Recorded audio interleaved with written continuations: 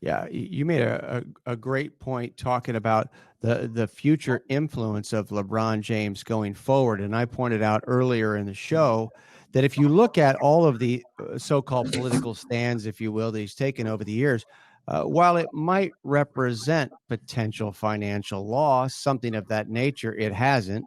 And I don't think there's a whole lot of reason to believe that it would.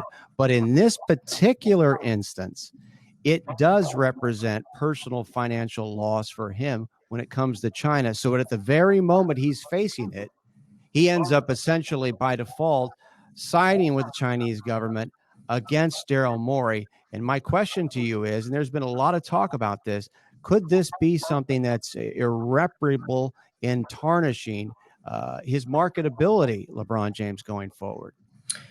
You know, I've thought about that, and I've had some questions on Twitter back to me about that. I guess my initial response is no.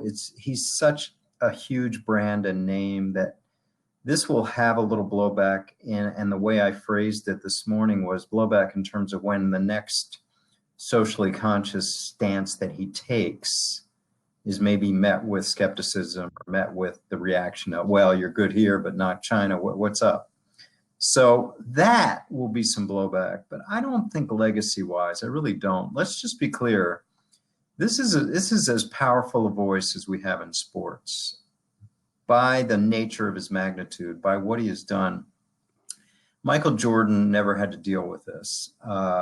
Muhammad Ali never had to deal with this. Pick Jim Brown, Kareem Abdul-Jabbar, never had to deal with this. And by this, I mean LeBron James is the first athlete in history to be scrutinized by social media unequivocally. Like from the moment the decision happened, that was the sort of the birth of this intense scrutiny of athletes, not just from newspapers, but from the world with social media.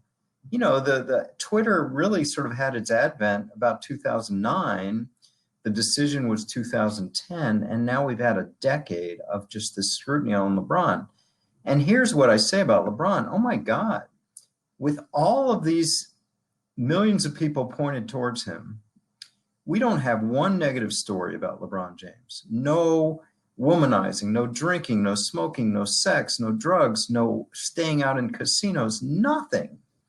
And think about that. So yes, he's got a misstep here in kind of blaming Morey and saying he needed to be educated, and you know, when he didn't really know the whole facts himself. And I get it, but let's be clear, LeBron James has a lot of good going, and this I think is more of a misstep than anything.